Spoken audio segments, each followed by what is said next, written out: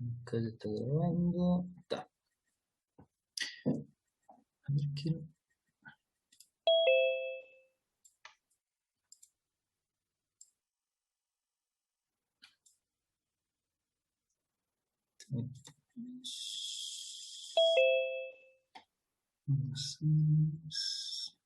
Está.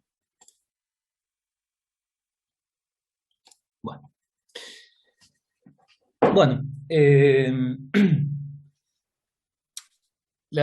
Bueno, la clase pasada habíamos terminado con la primera presentación, que, bueno, un poco la idea es repasar algunas cosas que ya habrían visto ustedes, más en detalle en otras materias. Digamos, sacar de todo eso lo que nos va a servir a nosotros para, para la parte de mediciones. Y bueno, introducir lo que son los parámetros S, que, que bueno, como comentábamos, tienen toda una teoría por detrás, un poco más compleja, pero la idea era hacer un repaso de dónde vienen, por qué este, empezamos a utilizar parámetros S en altas frecuencias, cuáles son las condiciones con que se miden y hacer alguna comparación con lo que ustedes ya habían visto con los parámetros para baja frecuencia, ¿no? Y también habíamos visto que, eh, aparte de los parámetros S, hay un conjunto de parámetros, como son la ROE, las pérdidas de inserción este, y de retorno, eh, coeficiente de reflexión. Digamos, hay una serie de parámetros, los podemos dividir en el grupo de parámetros de reflexión y el grupo de parámetros de transmisión, que, bueno, el otro, el retardo de grupo también, que bueno, son parámetros que por ahí van a encontrar ustedes si trabajan con algunas cosas, no necesariamente para comunicaciones o en RF, sino hasta por ahí haciendo PCB para sistemas digitales que ya trabajen en frecuencia más alta, pueden tener que tener en cuenta ese tipo de cosas, ¿no?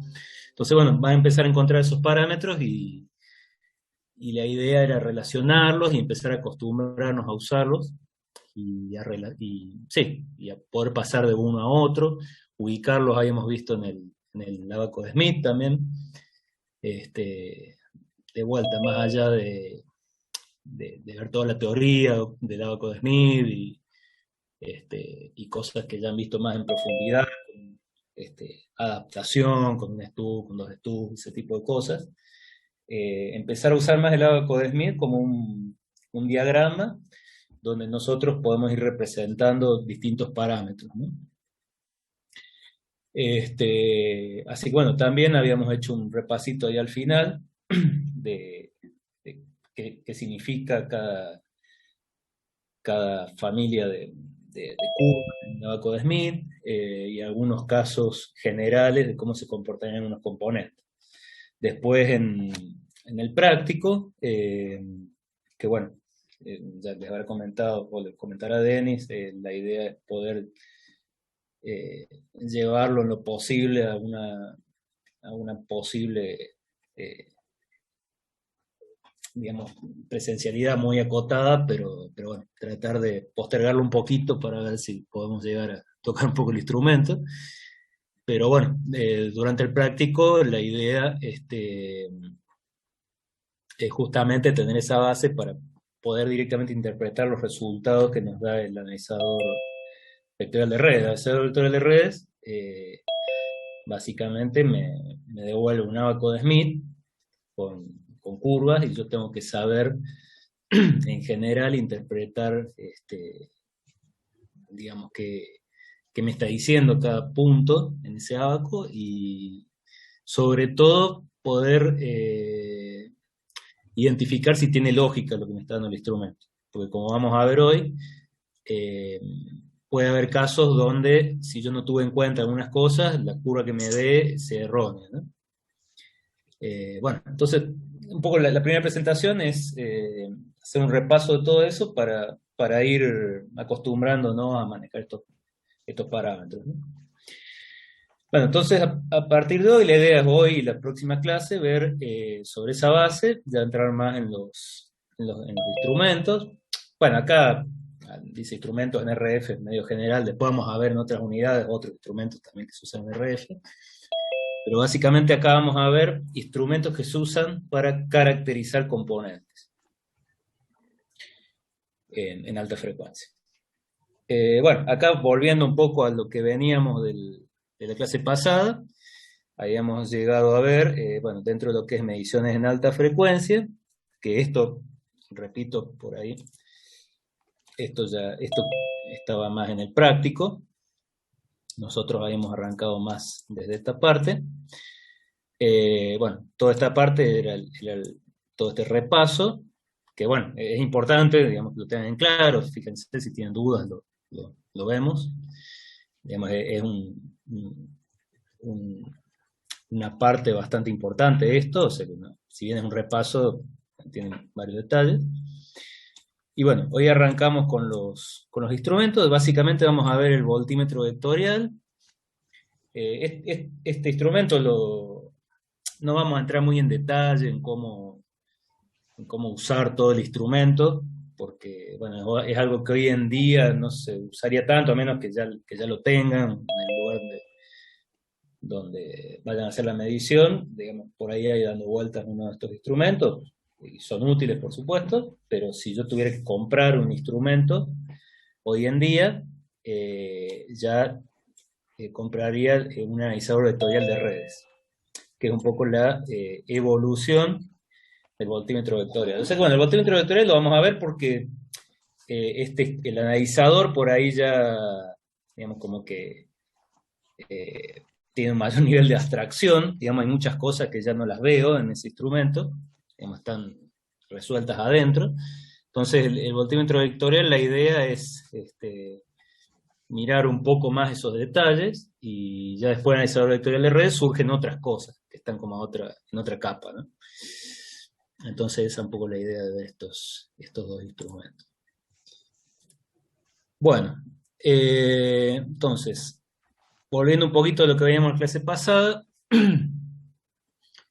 habíamos dicho que, bueno, en lo que es parámetros S, si ustedes van a lo que son la documentación general de parámetros S, siempre se hablaba de variables teóricas A y B, donde todos los A son los estímulos o las ondas incidentes a mi dispositivo, y los B son las respuestas del dispositivo.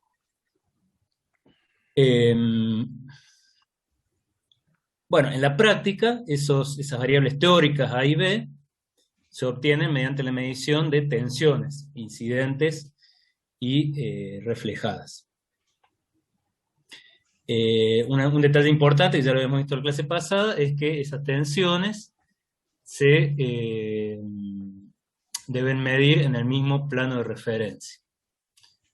Bueno, acá podemos hacer la acotación que, ¿por qué era eso? Bueno, básicamente se acuerdan que teníamos en las ecuaciones de propagación de las ondas una variable z, que era la diferencia entre la posición eléctrica donde mido las ondas incidentes. Si yo, por ejemplo, quiero relacionar la onda en el puerto 1, ¿no?, de un dispositivo, quiero relacionar las ondas reflejadas con las incidentes,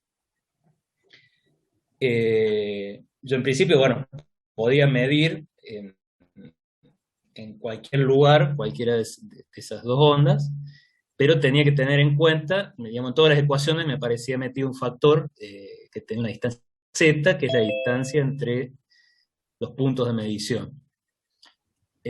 Para poder simplificar todo eso y llegar a las ecuaciones de los parámetros S, yo decía que tenía que medir las tensiones incidentes y reflejadas en el mismo punto eléctrico. O sea, por eso yo busco siempre medir en el mismo plano de referencia. vale decir en el mismo punto eléctrico de la línea. Es para que se me anulen todos estos términos que dependían de la variable esta z, que si van, digamos, a la presentación anterior estaba aclarado ahí, ¿no? Y eso, digamos, por ahí insistimos en esto porque es lo que yo hago cuando hago, una de las cosas que yo hago, digamos, cuando hago la calibración inicial de este instrumento. Eh, bueno, entonces, ahora poniendo esto en función de tensiones que yo voy a medir, y no tanto de variables teóricas A y B, yo podría mapear lo que vimos la clase pasada en estas ecuaciones, que la reflejada 1 es la incidente 1, que está acá abajo, esta, por el S11, o sea, lo que vuelve acá, más la incidente 2 por el S12. Y por otro lado, que la reflejada 2, reflejada por ahí, no sé, habíamos dicho la vez pasada que le vamos a llamar por ahí más salientes, ¿no? Sería la contribución de la incidente esta multiplicada por esto, que eso sí sería como la parte reflejada, más, perdón, esta es la parte reflejada, más lo que viene del puerto 1. Que eso por ahí, por eso le llamamos saliente, porque digo, para no causar confusión, digamos, esto no sería estrictamente una onda reflejada, sino la parte que pasa del puerto 1, ¿no? O sea que, para no confundir con eso, ¿no? Pero básicamente estas son las salientes y estas las entrantes, ¿no? Entonces, lo que vimos en la clase pasada como algo más en función de estas variables teóricas, ahora simplemente lo que hago es bajarme más a lo que sería el hardware, digamos, para ver cómo lo mediríamos, ¿no? Y ver que en realidad todo eso que por ahí uno lo ve más en la teoría, después lo termina midiendo, ¿no?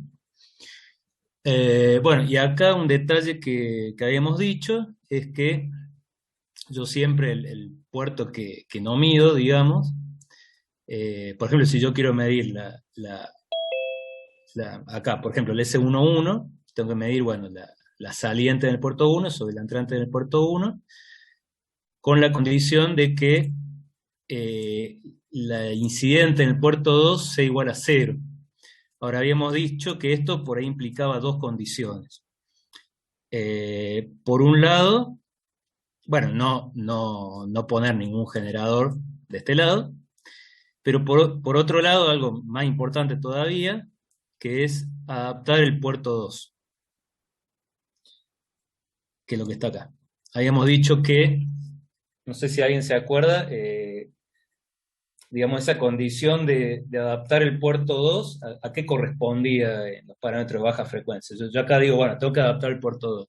En los parámetros de baja frecuencia, ¿qué tenía que hacer en alguno de los parámetros? Digamos, ¿cuál sería Y la si estábamos viendo voltaje, era cortocircuito; si era tensión, si era corriente, era circuito abierto. Claro, claro, básicamente eso era lo que yo tenía que hacer en baja frecuencia y que me traía problemas cuando me iba a alta frecuencia, porque lograr esas condiciones de cortocircuito, circuito abierto que piden los parámetros de baja frecuencia, ya es como ahora se comporta como ondas progresivas y no es lo mismo medir en un punto del cable que en otro, ya se me complicaba. Es como que la condición esa de corto o circuito abierto iba a estar en un lugar, por más que yo hiciera un corto, iba a estar en un lugar distinto del cable según a qué frecuencia estaba trabajando, y ya se me complicaba. Entonces, los parámetros S me permitían reemplazar esas condiciones de corto circuito abierto por condiciones de un puerto adaptado. Por eso decimos que siempre el puerto que yo quiero que se me anule, en este caso, bueno, si quiero medir ese 1,1, quiero anular esta parte. Para anular esto, no solo no tengo que aplicar tensión, sino que, más importante todavía, tengo que adaptar ese puerto, que era lo que antes hacía con el cortocircuito o el circuito abierto, ¿no? Bueno, y lo mismo sucede con los otros parámetros, ¿no? Esto por ahí en las hojas de datos lo pueden encontrar parecido a lo que sucede en baja frecuencia, por ejemplo, para un transistor, eh, con alguna nomenclatura más específica de la configuración que están usando. Entonces, por ejemplo, cuando ponen emisor común, al S11 le llama SIE, 21 el FE, el 22 el OE y el 12 el RE. Y bueno, lo mismo cuando es base común o colector común. Esto solamente como una acotación que por ahí pueden encontrar en las hojas de datos de esta otra nomenclatura. Pero por ahí la 11, 21, 22 y 12 es más general, ¿no? Bueno, entonces, esto sería para el caso de un transistor, pero como dijimos, esto no se limita a transistores ni a dispositivos activos, sino que yo puedo medir un montón de cosas. Esa es por ahí la utilidad que tiene esto, que no es que va a servir solamente para medir un transistor, sino que ya, bueno, como van a ver después en el práctico, y, digamos, todo se relaciona, digamos, todos estos parámetros que vimos la presentación anterior se relacionan entre sí, me pueden servir para medir longitudes eléctricas de línea, antenas, filtros, componentes pasivos que ustedes cuando los llevan a altas frecuencias ya dejan de comportarse como en baja frecuencia, entonces, digamos, me sirve para todo esto, en lo que es alta frecuencia es muy, muy útil. Bueno, entonces, esto por ahí en un principio digamos, había que irlo midiendo, creando distintas condiciones. Eso no lo vamos a ver nosotros.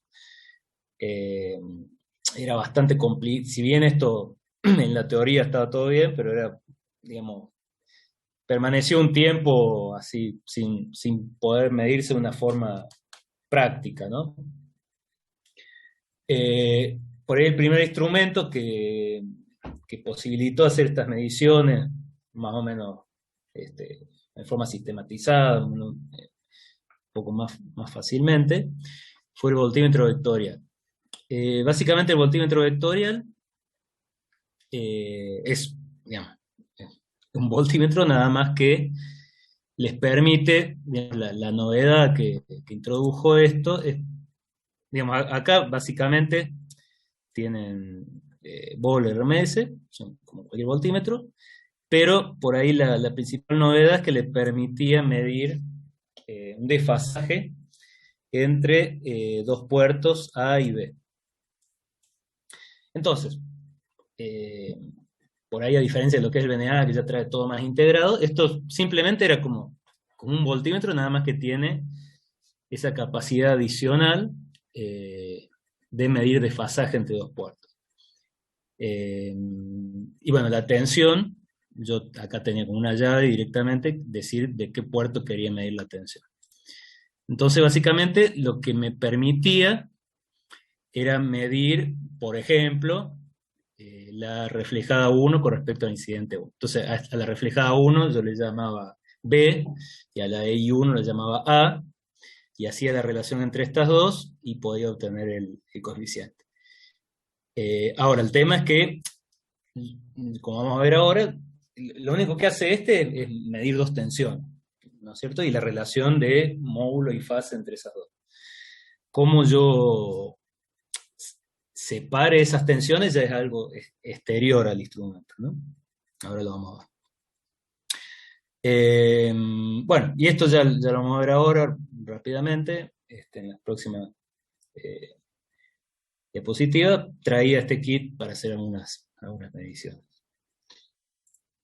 Bueno, acá tenemos algunos datos generales, la idea no es irse a todas las especificaciones, pero ver qué tenía en general. Bueno, esto es lo que dijimos recién, básicamente tenemos dos canales A y B, donde puedo medir las tensiones en esos dos canales y la relación de fase. Acá, como dijimos, esto era un voltímetro, simplemente, donde yo con esta llave elegía si quería de acá o de acá, medir la tensión, ¿no? Y acá una llave para ajustar en qué rango iba a trabajar, ¿no? Bueno, acá tenemos que tenía 9 rangos, digamos, digamos, la relación entre la mayor tensión y la menor tensión que yo podía medir, aproximadamente 95 dB. Esto es lo que es el voltímetro, digamos, esta sección es todo lo que es voltímetro, y en esta sección tengo lo que es el fasímetro. Básicamente, puedo medir entre más 180 y menos 180, y puedo ajustar según la precisión que yo necesite, el rango que representa toda esta escala, que eso lo hacía con este.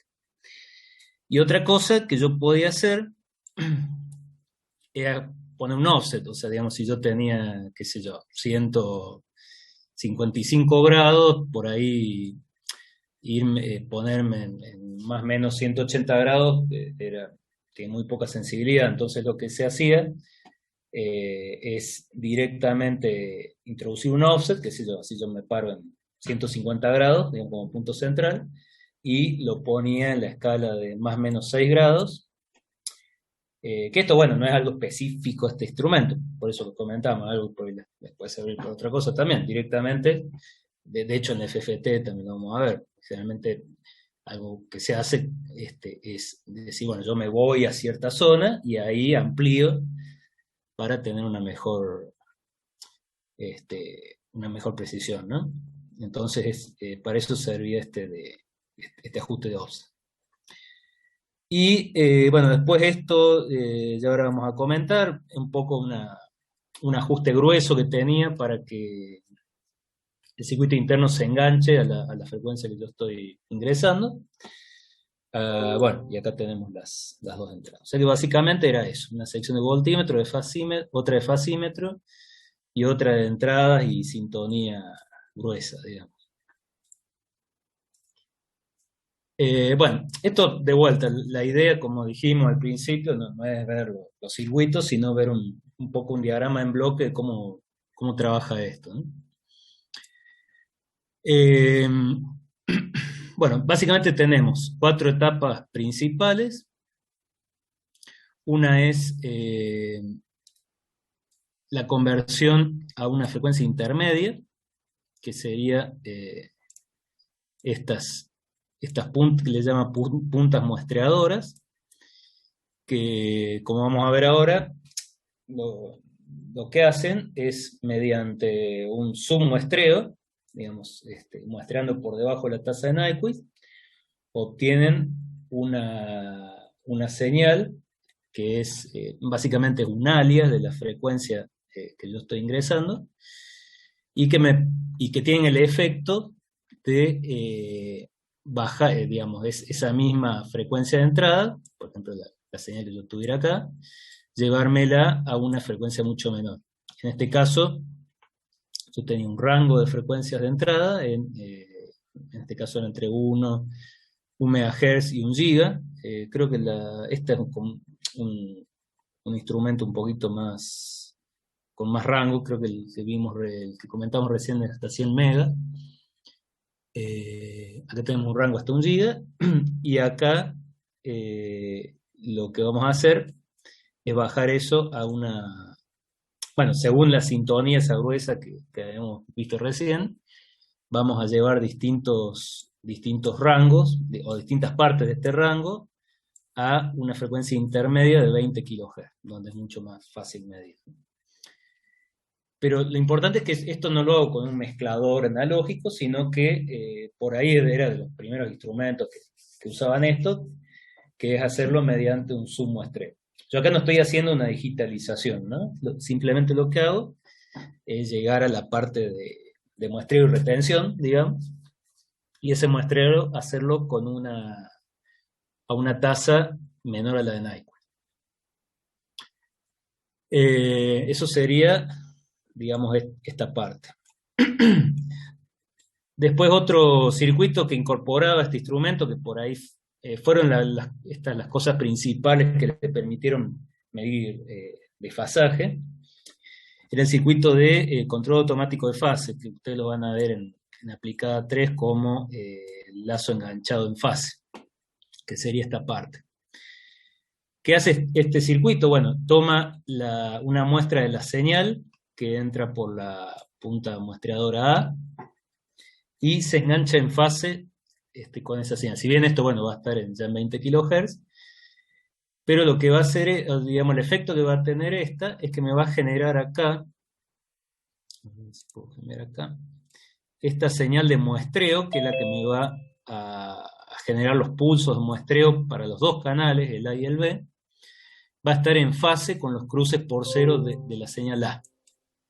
Entonces lo que me permite es tener una buena referencia para después yo medir diferencias de fase con la señal B. Porque el problema es ese, que si yo muestreo, por más que yo muestreara estas dos señales con una señal generada internamente muy estable, yo no puedo garantizar que a lo mejor la señal A se me está moviendo, los puntos de cruce por cero, entonces no podría medir un desfasaje entre las dos señales. Entonces, de esta manera, este circuito lo que me permite es ir siguiendo los corrimientos de fase que puede tener la señal A y siempre tener esa señal de referencia. Entonces yo siempre la fase de la señal B la voy a medir con respecto a esa referencia. Entonces, bueno, este circuito por ahí fue lo que introdujo este instrumento que me permitía poder hacer esa medición de fase. Eso sería esta parte, digamos, de este circuito.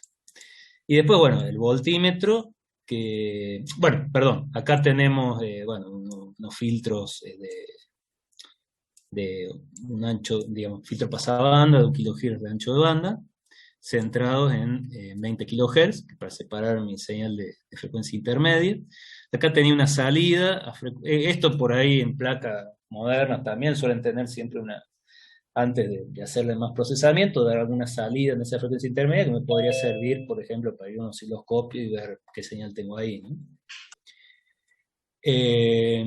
Bueno, acá tengo el filtro acá fíjense que más allá de que, en este ejemplito, por ejemplo, acá tengo una senoidal bastante buena y acá tengo una señal que a lo mejor tiene una parte casi medio recortada, ¿no? Eso lo hacen acá a propósito para mostrar que en este punto yo ya pierdo un poco digamos, la forma de onda y me quedo con las amplitudes y las fases relativas a 20 kHz. Entonces yo al pasarlo por este filtro separo lo que es 20 kHz. Entonces, sobre todo acá se nota que, bueno, ya pierdo esa forma, no me interesa tanto la forma. Si la quiero ver, la veo acá, antes de pasarlo por el filtro. Y acá lo que voy a hacer es directamente, tengo el voltímetro y el fasímetro, y el voltímetro, como dijimos recién, se conmuta entre el canal A y el B, y yo tenía que hacer la relación de amplitudes entre los dos. Y el fasímetro sí, acá ya me devolvía directamente la fase que tengo entre las dos señales. Bueno, y acá como verán, directamente yo para el fasímetro le ponía un limitador, o sea, ahí ya pierdo inclusive la forma senoidal, y lo que me interesa es la diferencia entre los flancos que se producen ahí, que se producen en los cruces por cero, básicamente. Ya, ahora lo vamos a repasar. Pero bueno, esas serían las 4 etapas principales, y por ahí las 2 principales novedades, digamos, que introducía este instrumento, que eran cosas que se estaban en ese momento empezando a usar, era, bueno, la parte de la conversión a través del muestreo, no a través de una mezcla analógica, y el control automático de fase. Esas serían esto sería entonces el circuito interno a esto. Como dijimos, ¿qué le muestre yo acá y acá? Bueno, ya depende de mí. Digamos, el dispositivo en principio para el voltímetro vectorial va a ser lo mismo que yo le dé R1 a I1 o R2 y I1, o lo que sea, no sé, yo lo defino externamente, ¿no? Lo que me va a medir son 2 tensiones, A y B, los canales A y B. Por eso era un poco, hoy en día eso ya es un poco más automático. En ese momento yo tenía que interpretar más eso. Bueno, acá tenemos un poquito más una explicación de esto que comentábamos, cómo funcionan las puntas de prueba muestreadoras, algunas cosas que son importantes. Bueno, las dos señales de muestreo están sincronizadas con el canal A. Por lo tanto, hablamos de muestreo coherente. Digamos, es un muestreo que digamos, va a estar siguiendo la fase de la señal A. Ya vamos a ver, bueno, esto por ahí habrán visto algo parecido en lo que es comunicaciones y vamos a ver que también se usa en lo que son los osciloscopios con muestreo equivalente. Bueno, usan su muestreo y bueno, las formas de onda se van a reproducir en la frecuencia intermedia, que es lo que decíamos recién. Yo hasta acá voy a tener la misma forma de onda. Una vez que lo paso por el filtro, ahí ya pierdo la forma y me quedo más con las amplitudes y las fases relativas. Y bueno, este es un dibujito para ilustrar un poco cómo que esto por ahí a lo mejor ya lo han visto. Yo voy a tener una forma de onda, a lo mejor de 100 MHz, que bueno, yo mediante un submuestreo, si acá, no sé, en un segundo tuve, qué sé yo, por decir algo, 100 ciclos, cuando hago submuestreo, después del segundo yo voy a obtener lo que hubiera sido un ciclo de acá, pero sin tener que muestrarlo eh, respetando Nyquist, ¿no? Bueno, esto es un poco también, un poco otra ilustración de lo mismo. Esta señal, digamos, los pulsos de estos de muestreo, recordemos que están en fase con la señal A. Bueno, y estos son algunos diagramitas, no hace falta esto por ahí sabérselo en detalle, un poco para ilustrar estos diagramas, el diagrama en bloque interno del instrumento, ¿no? Extraer algunas cosas que están interesantes, que se acá tienen que le llama compuerta muestreadora, el retentor de orden cero, que básicamente toma la muestra y la mantiene hasta que se actualice con la próxima muestra. Que le llama BTO acá sería un oscilador controlado por tensión, y el generador de pulsos, que es el que me genera los pulsos para muestrar en las dos puntas, ¿no? Bueno, y este que dice APC loop, básicamente es el circuito del PLL, que es el que me permite seguir la fase de la señal A. Bueno, esto, como dijimos, no vamos a ver todo lo que está escrito acá, la idea es que les quede a ustedes pues, para repasar. Pero bueno, una cosa importante, que primero tenemos, cuando nosotros aplicamos la señal, este PLL, nosotros vamos a seleccionar el rango aproximado donde tiene que engancharse el PLL, digamos qué rango de frecuencia, y una vez que está enganchado, digamos, lo que está bueno del PLL es que si la señal tiene corrimientos moderados de fase, menor a este valor en este caso, el PLL puede seguirlo. Digamos, no es que se va a desenganchar y tiene que volver a engancharse, sino que me va a mantener esa referencia, o sea, el PLL me va a garantizar que los pulsos que genera están en fase con los cruces por cero, por más que estos cruces por cero se muevan un poquito, ¿no?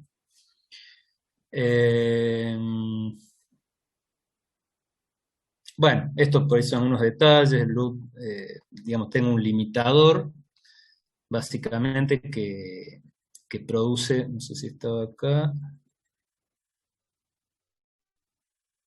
Bueno, sí, no, hay unos diagramas acá más detallados, que tampoco lo vamos a ver tan en detalle, pero básicamente este loop recibe tiene un amplificador y un limitador para que no me esté variando la amplitud, si varía la amplitud de entrada.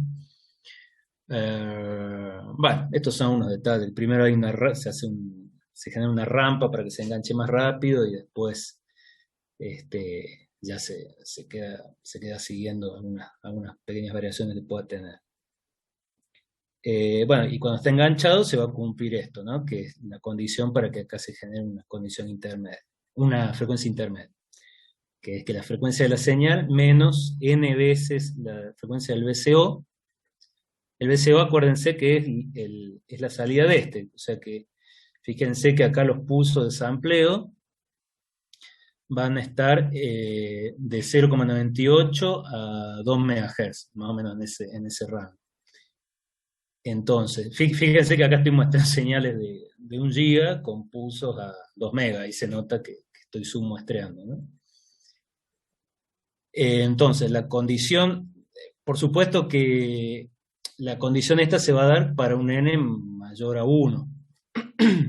O sea, yo básicamente lo que voy a hacer es enganchar mi VCO, mi generador de pulso de muestreo, a un submúltiplo de la señal de entrada. Esto por ahí lo vamos a ver más también cuando vamos a ver la parte de PLL, pero básicamente yo hago que esta señal de muestreo, si bien sigue los desfasajes de esto, pero va a estar n veces por debajo de la señal de entrada.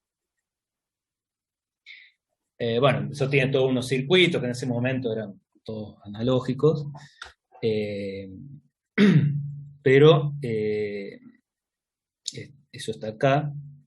Básicamente lo que hacían era elegir una armónica n que me definía la ganancia total del PLL. Y también tenía un circuito porque podía hacer que se me generaran digamos, en más 20 kHz o en menos 20 kHz, y había un circuito también que me elegía siempre la componente de más 20 kHz. Bueno, estos son algunos detalles. Esto también no lo vamos a ver en detalle. Son algunas capturas de los diagramas en bloque del instrumento, que, bueno, no sé si tiene mucho sentido. Esto era más del todo lo que es sería esta parte. La idea es para que se ubiquen un poquito el diagrama en bloque.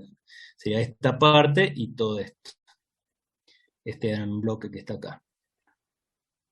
Bueno, el generador de búsqueda, que es la rampa esa que genera al principio, circuito de decisión de banda lateral. Esto sería, digamos, la punta muestreadora. Y acá, bueno, el circuito auxiliar para engancharlo más rápido al PLL. Y acá tenemos marcado, y pusimos unos puntos de color como para relacionar los dos diagramas en bloque. Y este otro diagrama en bloque, por ahí lo encuentran en el manual del instrumento, tiene los caminos estos de muestreo,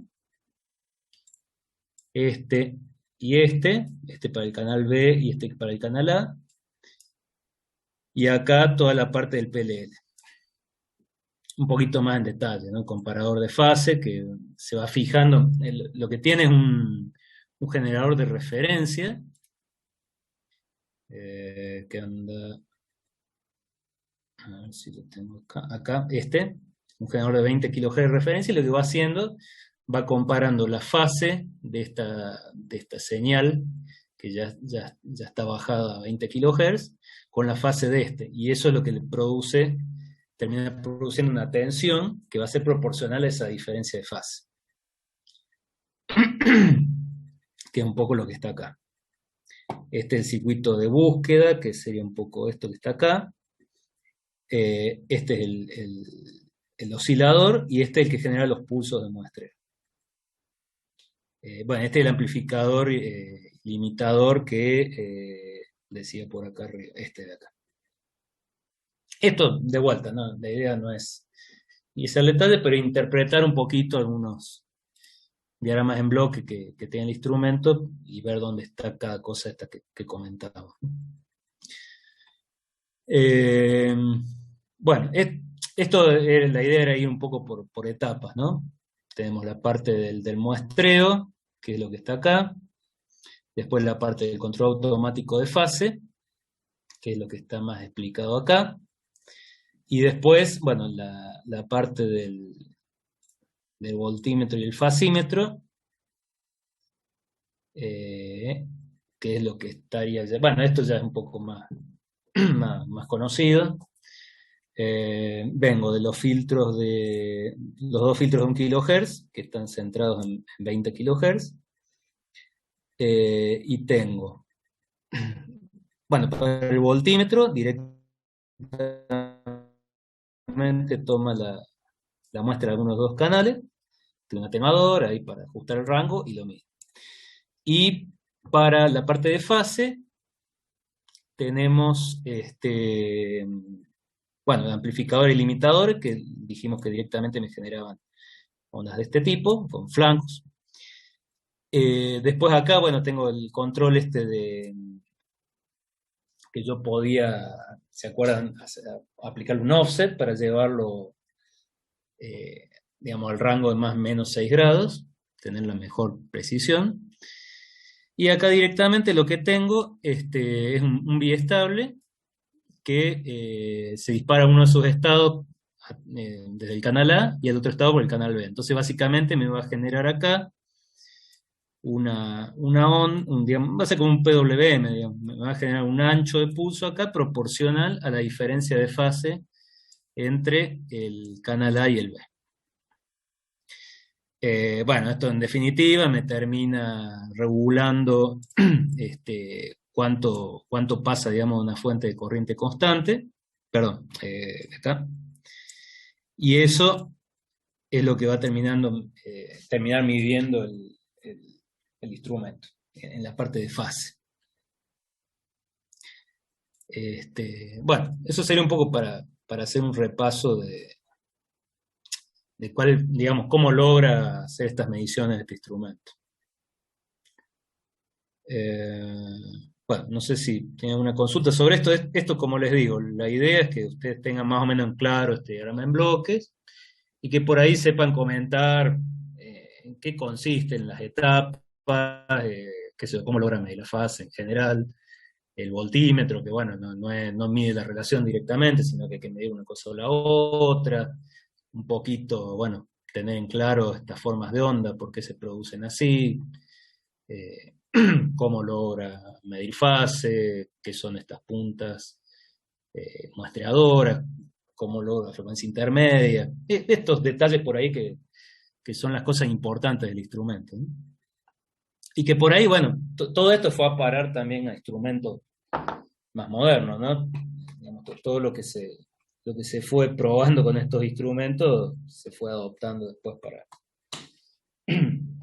Si bien ya por ahí, qué sé yo, la diferencia de fase, todo eso ya se mediría más en forma digital, pero muchas cosas por ahí terminaron impactando en instrumentos más actuales, ¿no?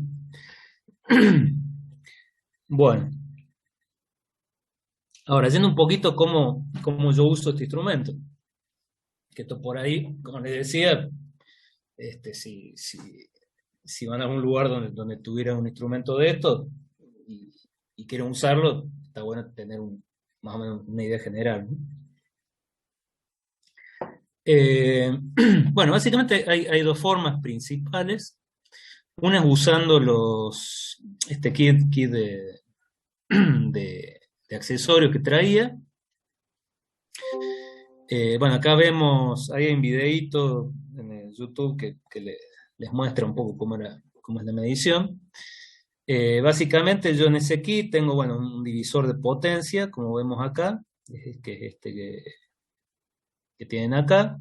Después unas puntas, digamos, unas derivaciones para poder medir. Y bueno, y algunos atenuadores también. Entonces, básicamente lo que hacen es con un generador.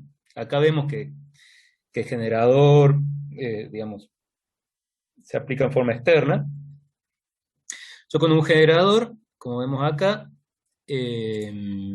usando estos elementos, aplico, esto era más para hacer una calibración, ¿no? Aplico al splitter, digamos, divisor de potencia, le aplico mi señal y esto va a ir a parar para allá y para allá. Bueno, acá tengo un atenuador y acá tengo una T, o sea que una parte la voy a llevar al canal A y después la misma para este lado, la voy a llevar al canal B. Esto lo uso para calibrarlo, ¿no? Entonces, bueno, yo bajo estas condiciones debería medir la misma señal en los dos canales. Y después para medir algún dispositivo, que sería, bueno, este montaje que está acá, ¿ven? Yo aplico la señal acá, y esto va a venir para acá y para acá. Entonces, bueno, yo una vez que dije, bueno, apliqué esto acá y tengo la misma señal de los dos lados, lo que voy a hacer es introducir el dispositivo que quiero medir en este punto acá. Entonces ahí se va a producir, bueno, una ganancia, una pérdida y un determinado desfasaje entre las dos señales. Digamos, este primer paso es para asegurarme que tengo los mismos caminos en este sentido y en este sentido. Digamos, por acá y por acá. Ahora,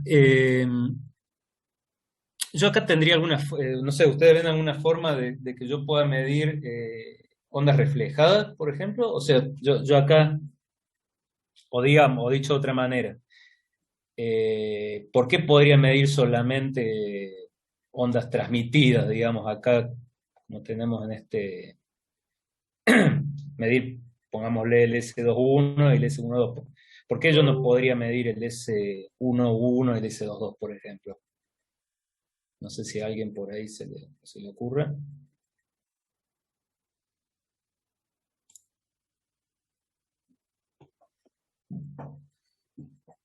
Digamos, acá yo si pongo el dispositivo acá, que, digamos, si tuviera que medir la reflejada, básicamente la reflejada volvería para este lado. Pero acá es como que yo la terminaría detectando en la incidente de acá. Digamos, no tengo algo que me permita separar a dos. Por ahí, no sé si lo logran identificar bien. Pero básicamente yo acá necesito algo. Si yo quiero separar las reflejadas, necesito otro elemento que me permita decir, bueno, qué sé yo tengo acá mi dispositivo, ¿no? Con dos puertos, ¿no? Entonces, bueno, lo que pasa para allá yo lo voy a medir con esto. Lo que entró acá va a ser, con este montaje, va a ser lo mismo que fue por acá. Digamos, yo hago todo este lío para poder derivar, de tomar una muestra de lo que incidió, que lo hago con este splitter, y poder decir, bueno, en A tengo la incidente y en B tengo la que pasó al otro lado. No sé si se entiende. No es el concepto. No sé, esta sería como digamos, la ER2. Acuérdense que la ER es un nombre medio, no es una reflejada, sino que es la saliente en el puerto 2. Y acá tendría algo que es proporcional a la EI1. Nada más que va por este lado, pero es una muestra de la EI1. Y bueno, si yo diera vuelta al dispositivo, tendría acá EI2 y acá ER1. Pero ahí, de vuelta, no es una reflejada, sino que es una onda saliente en el puerto 1 o el 2 como consecuencia de la incidente del otro lado. Ahora, supongamos que, bueno, este dispositivo está desadaptado acá, ¿no? Bueno, acá otro detalle es que yo las terminaciones son todas en 50 ohm para poder cumplir con las condiciones de los parámetros S, ¿no? Digamos, está todo adaptado, ¿no? Bueno, el dispositivo que yo estoy midiendo, ¿no? Ahora, podría ser que este dispositivo no tenga 50 ohm de entrada. Entonces, me va, digamos, de la EI1 que ingresó acá, me va a rebotar algo y se va a venir para este lado. Bueno, en este caso lo que va a pasar, me lo va a interpretar como EI1, como una parte de EI1. No va a haber nada que me diga, ojo, que este pedacito es la que se reflejó en el puerto 1. Entonces, me estaría haciendo falta algún elemento, digamos, para poder medir también, por ejemplo, el S11 y el S22, necesito un elemento que me pueda, en un mismo puerto, diferenciar, digamos, de esa onda total, como decíamos la vez pasada, qué parte es lo que incidió y qué parte es lo que se reflejó. Bueno, entonces ahí tenemos el otro montaje que es el que más nos va a interesar. Esto por ahí sirve para que sea una medición más rápida, solamente de transmisión, o por ahí se puede hacer una combinación un poco más rara para medir algo más especial, qué sé yo, un desfasaje de un cable, algo por el estilo, de una línea de transmisión, perdón. Pero para medir realmente los parámetros de reflexión, necesito agregar algo que es, como vemos acá, el acoplado direccional. Tanto el acoplado direccional como lo que son los puentes de ROE me sirven para eso, para separar, digamos, de una línea. Fíjense que acá yo tengo una línea principal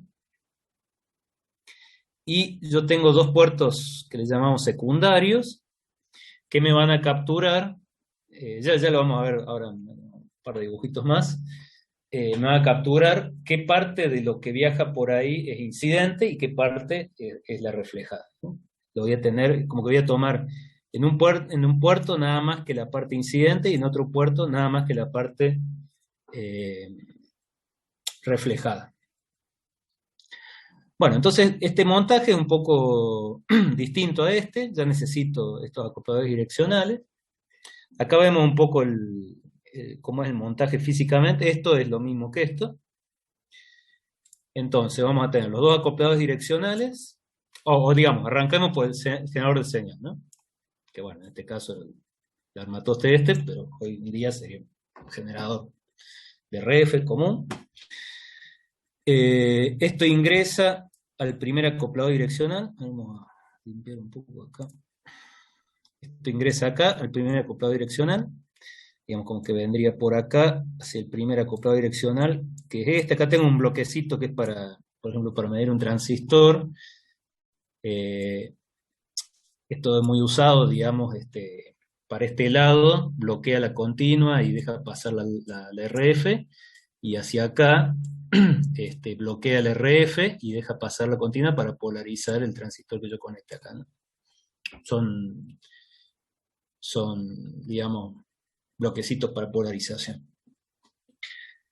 Entonces, bueno, el RF ingresa acá, a esta acoplador direccional, pasa por generalmente, bueno, según como sea el acoplador, puedo tener un coaxil, una línea de transmisión, viene por acá, ingresa a lo que le suelen llamar G. Esto la verdad que no sé bien la sigla, pero básicamente es un montaje que se compra o se puede fabricar, que viene todo calibrado las longitudes. Acuérdense que yo todas las longitudes de pistas y todo lo que yo tenga del dispositivo hacia los puertos de esto, hay que tenerlo en cuenta. Entonces, bueno, tengo la placa esa donde voy a montar, por ejemplo, el transistor que yo quiera medir. Después esto sigue viajando para allá, a través del segundo acoplador direccional. Y, como siempre, yo tengo que poner una carga adaptada acá. Y bueno, acá tengo otro circuito de polarización, esto más para el transistor. Entonces, ¿cómo voy a medir yo ahora? Bueno, yo el voltímetro vectorial, que es el que está acá, fíjese que, como decíamos, yo le muestro lo que yo quiero, ¿no? En los puertos A y B. Entonces, para medir todo lo que sea, por ejemplo, el S11, todo lo que sea de un puerto, le voy a mostrar la muestra del incidente que me levanta este acoplador direccional, que en este caso va a ser por acá. Ya vamos a ver para qué está esto. Eso en el puerto A, ¿no es cierto? Y en el puerto B, al puerto B de mi instrumento, que es lo que está acá, le voy a mandar,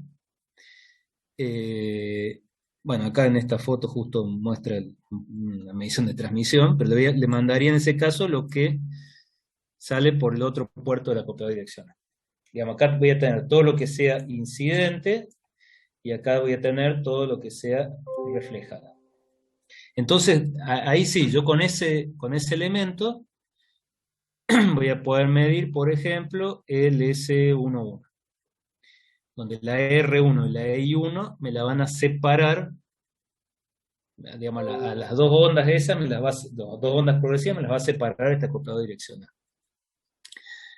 Bueno, si yo quiero medir el S22, lo que hago es dar vuelta este jig y los circuitos de polarización.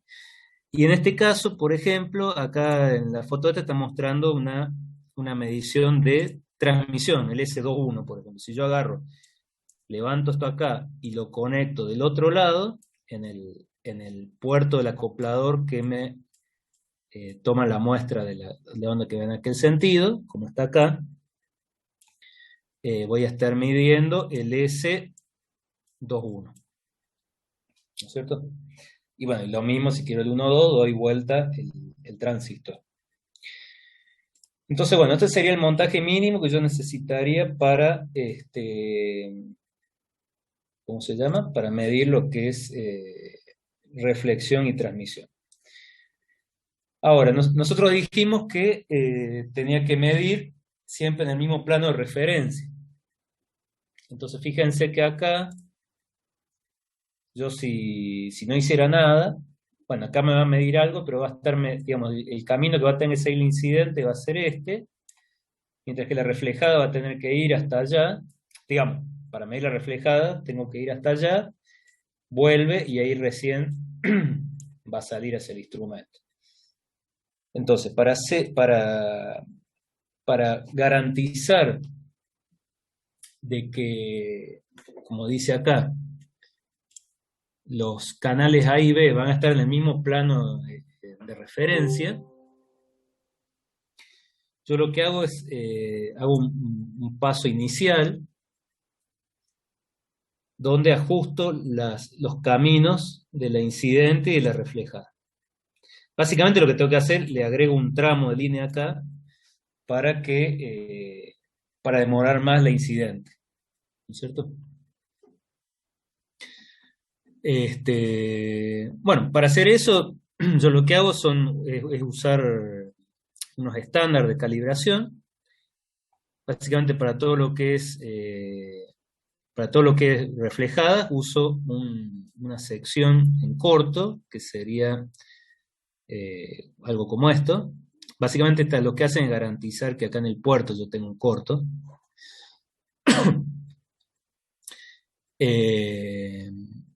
Entonces, bueno, básicamente primero pongo esta sección en corto y calibro, mido con el voltímetro y calibro para que me dé menos 180 grados, que es lo que me tendría que dar el corto. Digamos, yo voy a mover esta sección, que creo que está el dibujo por acá, digamos, ese pedacito acá yo lo voy moviendo hacia afuera hasta que me marque 180 grados, si yo le conecté un corto. Y después, para la calibración, para todo lo que es pasante, directamente le conecto esta, que es la sección pasante, que bueno, esta me garantizaría que yo acá voy a tener una relación de 1 a 1 entre los dos puertos y un ángulo de 0 grados o múltiplo de 360, ¿no? Y en este caso lo que voy a hacer es medir de este lado y me tendría que dar, digamos, básicamente lo que hago es conectar esto y conectar el B acá.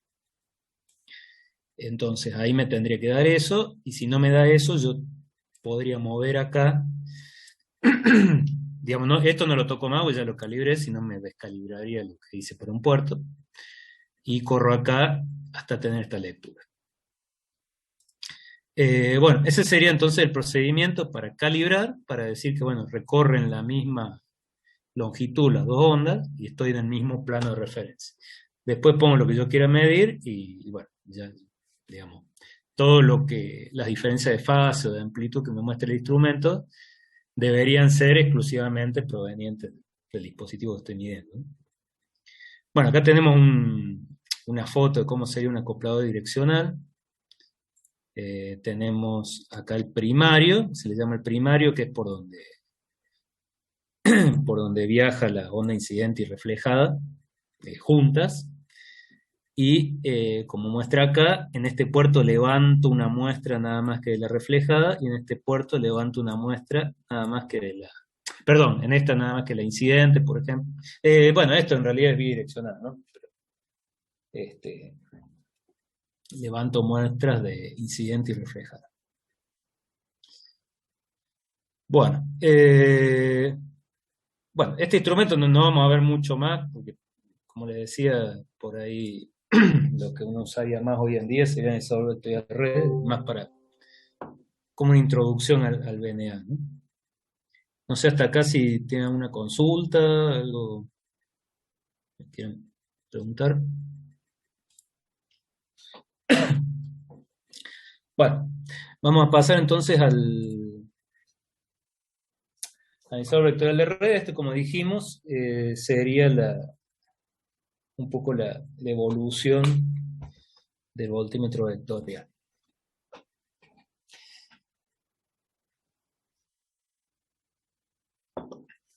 Bueno, acá vemos un repasito. Algunas de estas cosas las vamos a ver en otras unidades. Pero tenemos un repaso de cuáles, digamos, a partir de este punto, y ya viniendo ¿no? más a lo que usaríamos hoy en día, cuáles son las opciones que tenemos para medir redes. Pero como, por supuesto, el VNA va a ser la mejor para este caso, pero para salir un poco de estos instrumentos y comparar con algunas otras cosas que vamos a ver. En realidad yo podría usar, por ejemplo, un analizador de espectro, que lo vamos a ver en otra unidad. El analizador de espectro lo que hace, bueno, acá tenemos un dibujito simplificado, pero básicamente el analizador de espectro mide una señal, como en un osciloscopio, digamos, yo voy y mido en un punto. Pero muchos instrumentos, muchos analizadores de espectro, traen también lo que se llama un generador de tracking, digamos, tiene también un circuito generador que está, digamos, sincronizado con el barrido digamos, este está barriendo todo el tiempo en frecuencia, y este está barriendo también digamos, con las mismas características. Yo pongo mi instrumento ahí al medio, tengo un oscilador, bueno, esto es lo que decíamos, tengo un oscilador local que está compartido entre la generación y la medición, ¿no? Pero bueno, un tema con esa, digamos, eso sería, si yo tengo un analizador de espectro y quiero medir por ahí un dispositivo, podría usar esto, digamos, es bastante común que se use, pero la clave, la diferencia clave, es que no tengo mediciones de fase. Entonces, bueno, la precisión también es más pobre, digamos, para medir bien un componente y bueno, medir sobre todo su fase para alta frecuencia, esto ya no me serviría, ¿no? Otra opción, el analizador escalar de redes, que es algo medio parecido a esto, pero bueno, ya viene como un instrumento preparado para eso, pero de vuelta, es escalar, digamos, no tengo relaciones de fase. Otra cosa que se puede usar, que ya lo vamos a ver también, es el analizador dinámico de señales. Ese usa básicamente la FFT. También es una opción que bueno, la vamos a ver. Este no hace un barrido, sino que trabaja con una señal de ruido de banda ancha. Pero generalmente sí, no llega a frecuencias tan altas. Otro instrumento muy usado, más que exclusivamente para antenas, es lo que se llama el analizador de antenas. Este también generalmente no da información de fase, es más, le da curvas, qué sé yo, de este tipo, para decir, bueno, en qué zona yo puedo trabajar con mi antena, que no tengo tanta reflexión.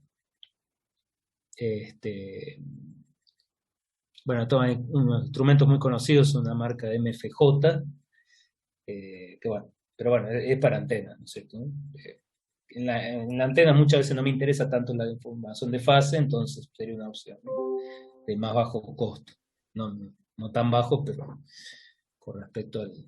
Hoy en día ya van a ver que hay VNA que están muy accesibles, son de muy bajo costo y por ahí hasta son comparables al el costo del analizador de antena, entonces por ahí no vale mucho la pena. Y bueno, como dos últimas opciones, que son las que más nos interesan en este capítulo, el multímetro vectorial, que esto por ahí el tema es que ya se consigue poco. Bueno, en su momento era un instrumento muy costoso, digamos, pero hoy en día ya directamente pasaríamos al analizador vectorial de redes, que es lo que vamos a ver ahora, que también hay una familia de instrumentos de costos muy altos, hasta cosas muy accesibles. Hoy en día son instrumentos que se han vuelto sacrificando, digamos, un poco, digamos, de precisión, pero se han vuelto cosas muy accesibles, con buen rango de frecuencia. Es bastante común, se está haciendo bastante común hoy en día usar estos instrumentos. Bueno, básicamente el analizador vectorial de redes tiene un generador de barrido. Digamos, ya por ahí una diferencia muy importante es que tiene casi todo integrado, ¿no es cierto? Está todo en un solo instrumento. Entonces, acá tenemos una comparación, por ejemplo, con el analizador de espectro. Este sería el analizador de espectro que lo vamos a ver en otro capítulo. Entonces, el analizador de redes tiene un puerto que genera un barrido de una fuente interna conocida, y yo básicamente acá conecto mi dispositivo y mido, bueno, ya vamos a ver, puedo medir la señal reflejada sobre ese mismo puerto o la señal que pasa del otro lado. Bueno, y también, a diferencia del voltímetro vectorial, me brinda una visualización directa de los resultados. Puedo elegir en qué diagrama quiero verlo, bueno, el rango de barrido, etc. Pero una cosa importante es la calibración inicial que tengo que hacer. Ya vamos a ver. Y bueno, una diferencia fundamental con por ejemplo, con el analizador de espectro, es que el analizador de espectro está más hecho, como dijimos recién, está más pensado para medir señales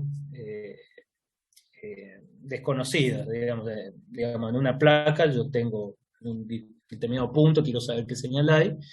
Bueno, voy con el analizador de espectro, lo mido, y bueno, voy a medir cosas como, bueno, la amplitud, la frecuencia, que está la fundamental, si tengo armónica, si tengo componentes de intermodulación, niveles de ruido. Es para caracterizar más una... No, digamos, caracterizar no sería la palabra, sería para medir las características de esa señal que en principio es desconocida, que es lo que está acá. En cambio, en el caso del analizador vectorial de redes, está hecho más para caracterizar componentes. Digamos, yo genero una señal conocida y veo cómo el componente responde. Y puedo hacer un barrido, puedo variar la amplitud, puedo hacer barridos en potencia también. Digamos, acá, por ejemplo, tenemos un ejemplo como sería una curva, ¿no? Relación de amplitudes con la frecuencia. Entonces, yo voy a medir cómo se relaciona la amplitud de salida con la de entrada con respecto a la frecuencia. En cambio, acá directamente mido una señal y veo qué amplitudes tiene con respecto a la frecuencia. Digamos, más para medir una señal que ya está en un determinado lugar y ver qué características tiene. En cambio, esto es más para caracterizar un componente, ¿no? Y ya de por sí tiene el generador y el receptor, digamos, ya. Mientras que en el analizador de espectro es algo más opcional, ¿no?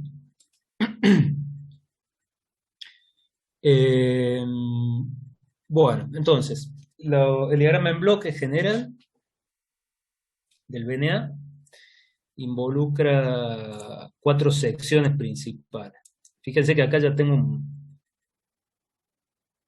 unas cuantas cosas más que el voltímetro vectorial. El voltímetro vectorial por ahí tenía, digamos, estos dos últimos. Sí, digamos, esta parte. En cambio acá ya le agrego todo lo que yo ponía externamente acá, ¿no es cierto? Entonces voy a tener una fuente de estímulos, básicamente. Después, dispositivos para separación de señales, básicamente acoplador direccional o puente de ROE. Acá, bueno, acá una cosa importante es que todo, básicamente todo esto que está acá, está dentro del instrumento.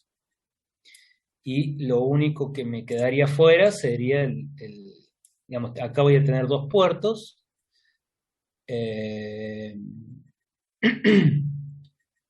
Sí, acá básicamente, digamos, voy a tener un puerto, digamos, si yo veo el instrumento, uno de los puertos sería este punto y el otro puerto sería este punto.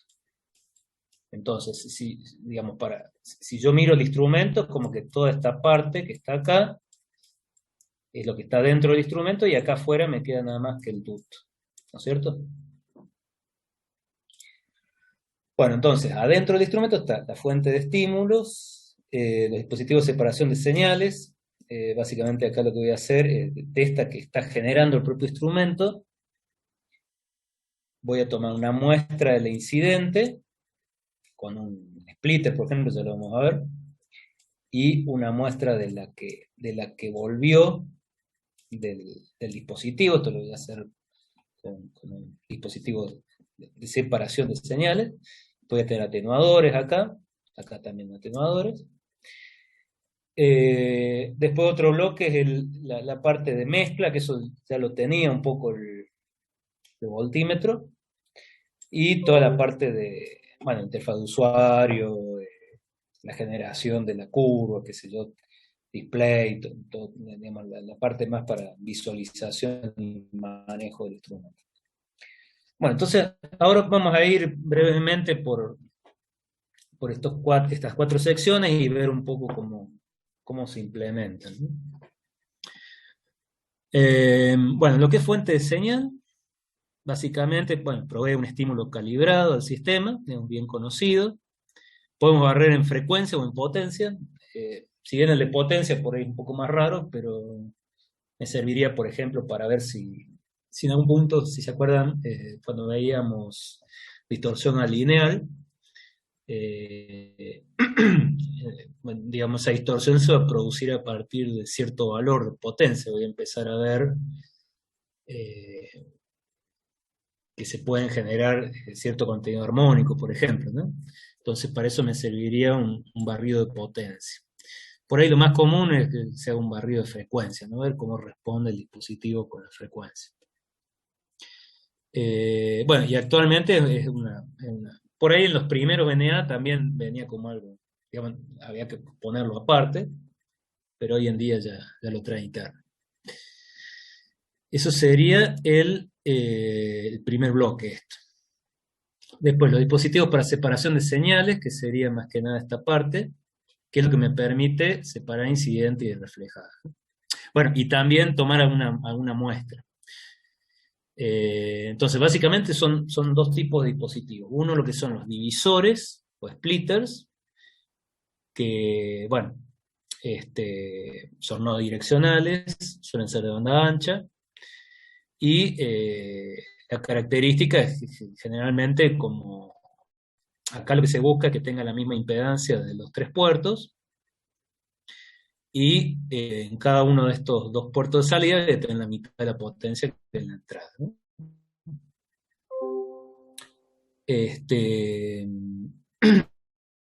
Eso sería, por ejemplo, para tomar una muestra del incidente. La incidente sale para allá y yo necesito tener una referencia para después hacer, ya acá voy a tener como tres puertos internos al instrumento, donde acá viene una muestra del incidente, una muestra de la reflejada y una muestra de la transmitida. Entonces la muestra del incidente la tomaría con el splitter, y la de la reflejada, por ejemplo, la tomaría con un dispositivo que sea ya direccional, que sería un poco lo que vendría acá, ¿no?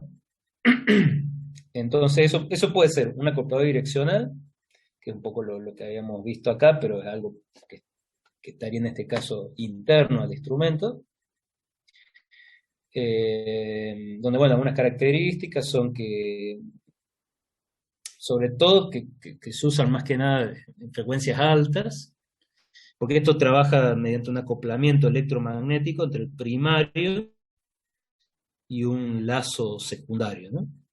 Entonces, por abajo de 10 MHz más o menos ya no es algo práctico. Si necesito medir hasta continua, o digamos frecuencias cercanas a continuas, se usa directamente un puente de onda estacionaria, que es, digamos, un diagrama muy simple, lo tenemos acá. Que básicamente es como un puente de Weston, nada más que lo que va a hacer es, en este detector, en base al desbalance, digamos, cuando yo pongo digamos, yo esta rama la conecto a mi puerto de testeo, y según cómo esté desadaptado esto, se me va a desbalancear el puente. Bueno, en base a eso, yo acá voy a deducir cuál sería la relación entre reflejada e incidente. Eso es lo que hace básicamente el puente de onda estación, de ROE o de SWR. Pero bueno, tiene un poco mayor pérdida, digamos, porque esto es algo resistivo, ¿no? Entonces, eso sería, los dispositivos de separación serían los splitters, que son no direccionales, y el acoplador direccional y el puente de ROE, que son dispositivos direccionales, el acoplador no llega hasta continua y el puente sí.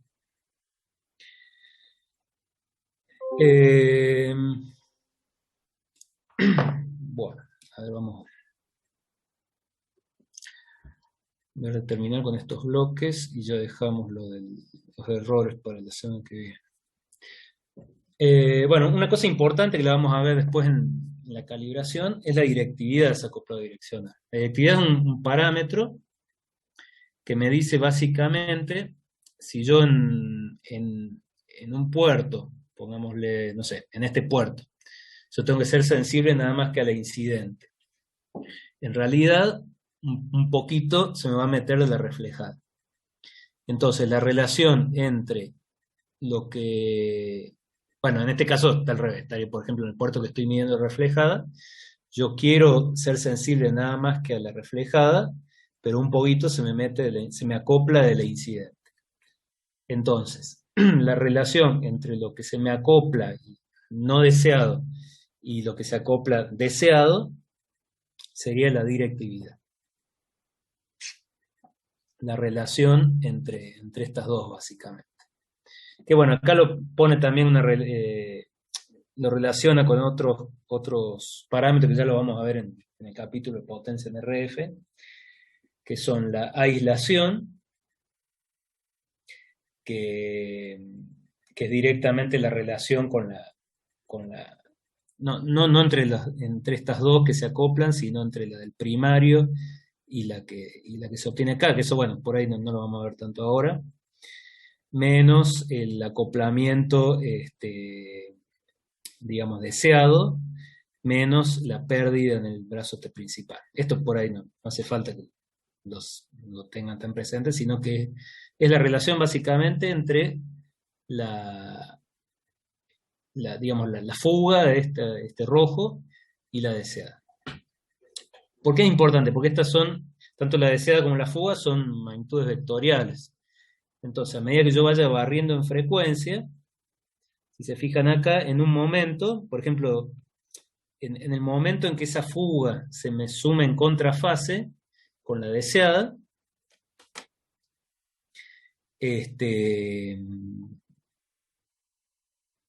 digamos, me va a producir un valor mínimo. Generalmente se produce el mínimo en ese caso. Después, cuando se suman en fase, me va a producir máximos, y después, bueno, digamos, a medida que van teniendo distintas relaciones de fase, me producen estos lóbulos. Entonces, digamos, yo quiero medir un valor más o menos constante, pero en realidad esa fuga que tengo de la señal no deseada me va a producir estos lóbulos que en realidad no son la reflejada. son la relación entre la reflejada y lo que se me mete de la incidente, digamos. Entonces esto es algo que yo voy a tener que corregir con la calibración inicial, ¿no es cierto? Y que está dado por el parámetro de directividad.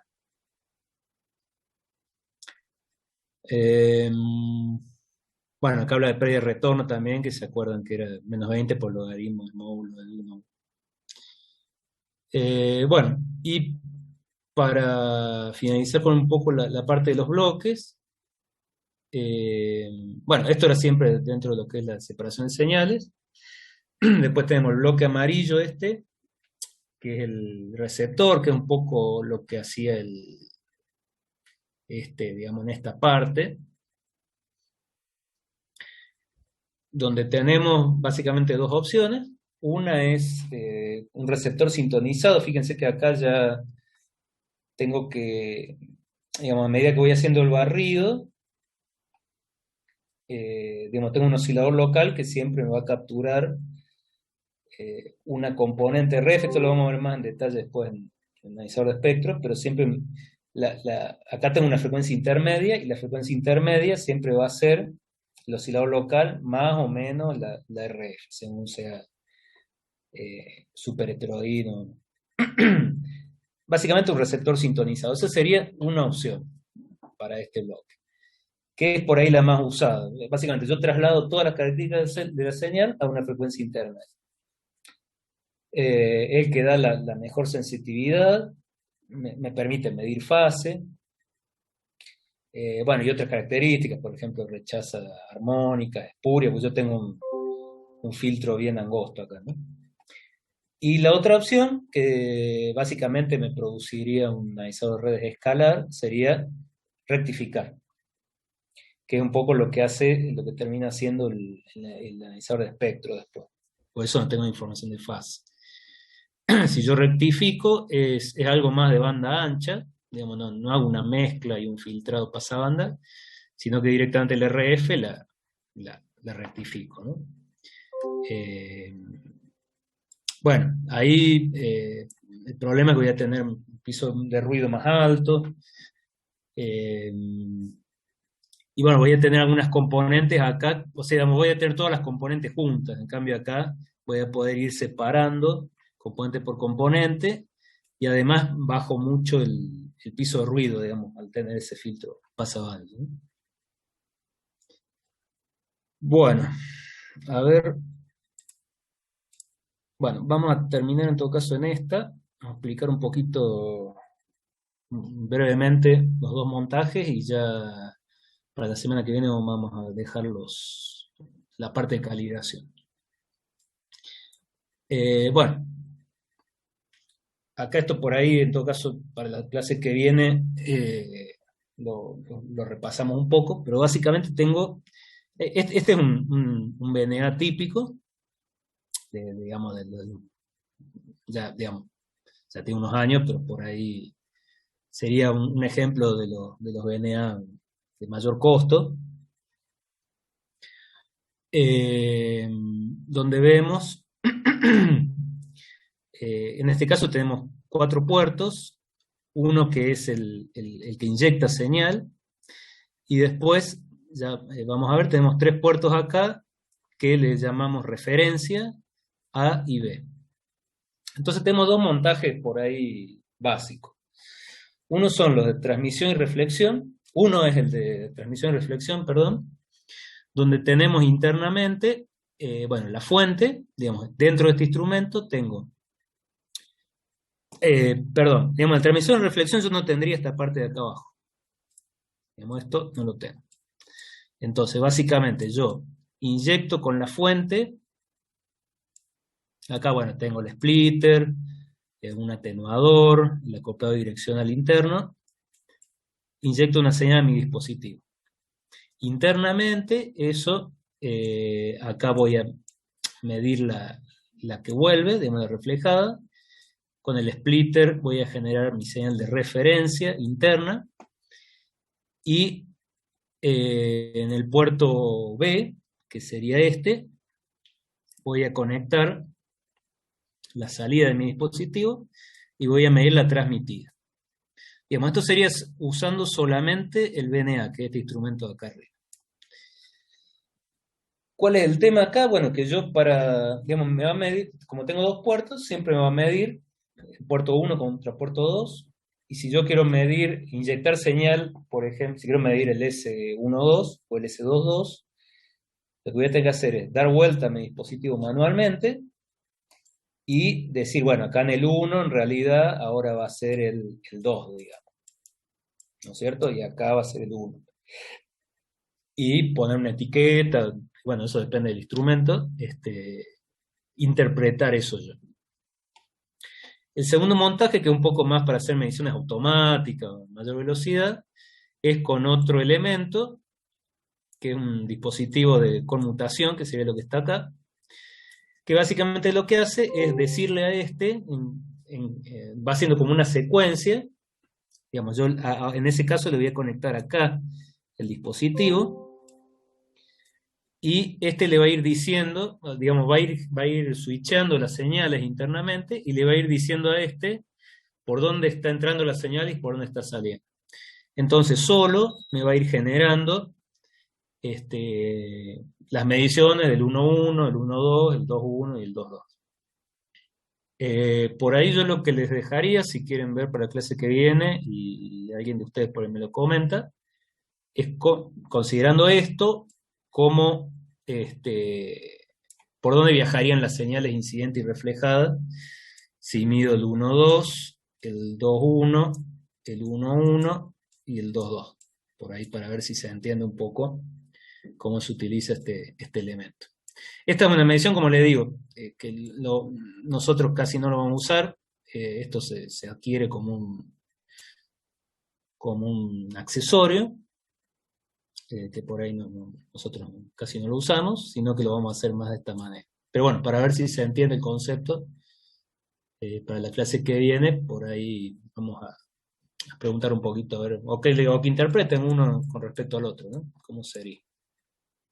Así que bueno, repásense eso, y bueno, cualquier duda que haya, lo vemos al inicio de la clase. La clase que viene entonces, vamos a arrancar con los errores que tiene este instrumento. Digamos, va a tener algo parecido del voltímetro vectorial con respecto al tema del plano de referencia, y además va a agregar otro conjunto de errores, porque tiene un montón de cosas internas. Entonces, bueno, vamos a ver cuáles son los errores y cuál es la forma de corregir esos errores que, bueno, nosotros en el laboratorio digamos, lo tenemos que hacer a esto. Así que, bueno, es algo totalmente utilizable en la práctica, ¿no? Bueno, cortaríamos entonces acá. Profe, ¿me escuchás? Sí, Dos consultas tengo. sí. La primera es si esto está subido al aula virtual porque no los encontré.